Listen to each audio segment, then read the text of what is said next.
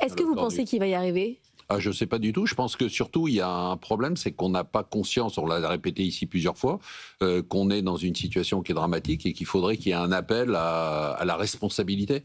Je pense qu'aujourd'hui, on devrait sortir de ce qu'on appelle, ce que les Italiens appellent à juste titre la combinazione, c'est-à-dire ces petites magouilles entre partis, entre je te donne ici pour que tu récupères ton poste, et puis tu as un poste ici, et puis on s'arrange, et puis on pense aux législatives, et puis pourquoi pas évidemment aux présidentielles. Je pense qu'il faudrait qu'il y ait un parti au moins parmi tous ces partis qui lance un appel à la responsabilité, qui prenne modèle sur ce qui se passe en Allemagne, c'est-à-dire ces grandes coalitions qui peuvent se mettre en place à un moment donné quand le pays est en danger. Or, le pays est en danger, c'est-à-dire qu'on n'est pas du tout dans un petit calcul où le PS se dit est-ce que je vais mieux y arriver si je suis seul ou avec LFI, les LR se disent tiens, comment je vais... Mais ils font pas de politique en Allemagne, c'est quand même le principe de la politique, non ? Non, le principe de la politique... Alors, je suis pas d'accord. Le principe de la politique, c'est pas de faire la politique politicienne. Le principe de la politique, normalement, enfin, c'est ce que j'avais appris moi dans mes cours d'éducation civique à l'école, c'est le bien public. C'est-à-dire de se dire aujourd'hui, de se poser une question simple. Est-ce qu'il y a danger ou pas danger ? Il y a danger, on est dans un déclassement total, tous les chiffres sont là, économiques, ils le prouvent. Le PIB par habitant, on va pas revenir sur tous les chiffres, on les connaît. Le déficit, quand on voit l'Allemagne, quand on voit l'Espagne, quand on voit l'Italie, on comprend bien qu'on est dans une situation dramatique. La question, c'est de se dire, est-ce que ces politiques sont là pour leur propre poste ou est-ce qu'ils sont là pour le bien public ? S'ils sont là pour le bien public, il faut faire ce qu'on fait en Allemagne. Vous avez raison, ils font de la politique, mais d'abord, ils militent pour le bien public. Et le bien public aujourd'hui, c'est de sauver l'économie française et la société française, parce que c'est pas simplement l'économie qui est en danger, c'est la société dans son ensemble, et se dire que globalement, il va falloir faire des compromis et mettre de côté tous les sujets pour l'instant qui sont des sujets qui fâchent, arrêter les absurdités comme la taxe Zuckman ou ce genre de là, on n'en parle plus, on est passé de bêtises totales, pour essayer de se dire quel est le programme de gouvernement commun pour un gouvernement qui soit un gouvernement technique qui permette au moins jusqu'aux élections présidentielles, si elles ont lieu en 2027, de remonter le pays pendant cette transition. On ne peut pas rester à l'arrêt pendant 1 an et demi, c'est juste impossible. Raphaël, la taxe Zuckman, on n'en parle plus, mais on a quand même obtenu quasiment 15 milliards sur les hausses d'impôts potentiellement sur les riches et les entreprises. Donc on est quand même dans la tractation que disait Marc, je veux 1 milliard par-ci, 1 milliard par-là, pour savoir si je vais ou pas censurer. On en est toujours là.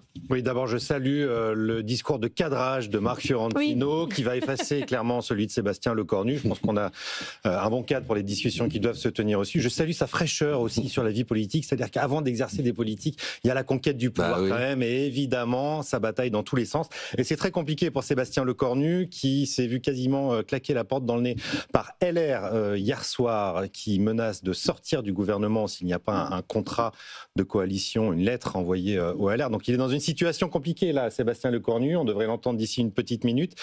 Ça va pas être simple. Maintenant, sur les discussions, effectivement, on a eu beaucoup de hausses d'impôts dans les négociations avec le Parti socialiste aujourd'hui. Ces discussions doivent prendre fin aujourd'hui. Je rappelle que le Premier ministre voit le RN, puis les socialistes, puis les écologistes, puis le Parti communiste pour terminer. C'est une journée décisive pour voir si, pour décider de l'avenir, en tout cas, de Sébastien Lecornu et éventuellement du gouvernement qui sera nommé ce week-end, voir si ça tiendra au-delà de la semaine prochaine, avec le discours de politique générale. Marc, on a eu donc 15 milliards de hausses d'impôts quasiment annoncées sur les riches et les entreprises. On a des mesures de pouvoir d'achat aussi qui sont annoncées sur le travail.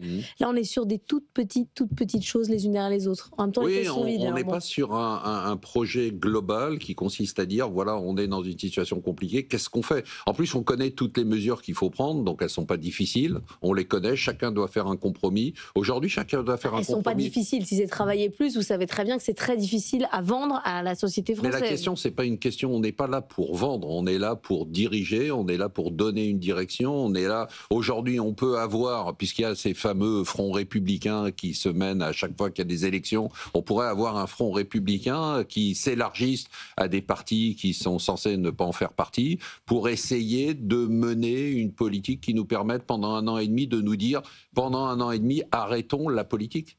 En fait, pendant 1 an et demi, pensons au bien du pays. Ne pensez pas à vos postes, ne pensez pas à vos élections, ne pensez pas à vos chauffeurs, ne pensez pas à vos frais, pensez au pays. Et aujourd'hui, si tous les partis étaient responsables, on connaît la liste des choses qu'il y a à faire. Je pense que, contrairement à ce qu'on dit, les Français ne sont pas idiots.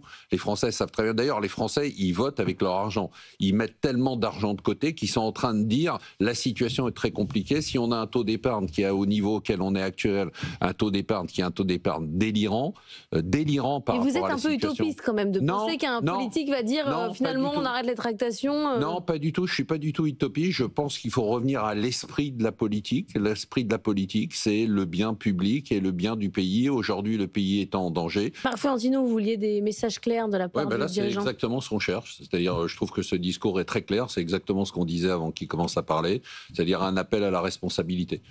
Pas un appel au calcul politique, un appel qui consiste à dire, écoutez, voilà, on va pas essayer d'utiliser des petites ruses comme le 49.3 pour imposer des choses par une majorité qui n'existe pas. Donc de toute façon, ça n'a pas de sens d'utiliser le 49.3, c'est de dire simplement, voilà, vous êtes face à vos responsabilités, c'est un régime parlementaire, c'est une assemblée dont on peut dire qu'elle représente parfaitement aujourd'hui, compte tenu, elle n'est pas proportionnelle, on n'a pas le vote proportionnel, et pourtant on a une assemblée qui représente assez bien le paysage politique français. Eh bien voilà, vous représentez les Français, vous avez votre responsabilité, vous devez prendre des mesures pour le bien public, accepter des compromis et arrêter de se battre pour les 12 à 18 mois qui viennent sur des sujets qui peut-être vous tiennent à cœur, mais qui ne sont pas la priorité. La priorité, c'est de sauver le pays. Sauver le pays, pour l'instant, effectivement, il y a les notions essentielles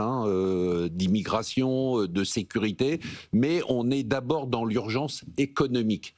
Et dans cette urgence économique, il faut sortir un budget. L'urgence, c'est pas tellement d'arriver à un budget.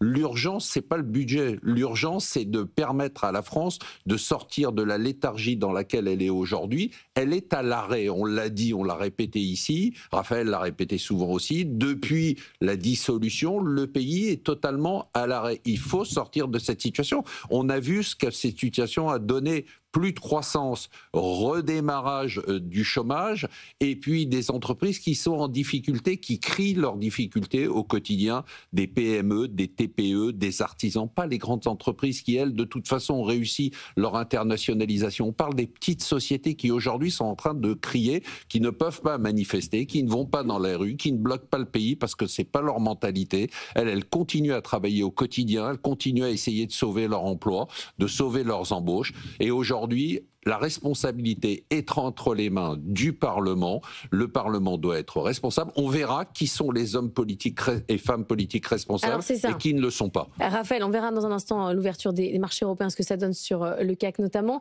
Mais ça oblige les responsables des partis d'opposition à suivre, à être moins dans la conflictualité. En quoi ça les oblige à suivre, Sébastien Lecornu ? Oui, et ça malheureusement ce sera un vœu pieux parce que les oppositions vont continuer de s'opposer. C'est beaucoup plus facile qu'être constructif. Il y a 3 sujets. Alors Marc a tout à fait raison de dire que le nœud gordien de l'affaire, c'est la croissance. La croissance dont on n'entend absolument pas parler dans le programme budgétaire du gouvernement, alors que c'est la solution à l'effondrement de notre économie.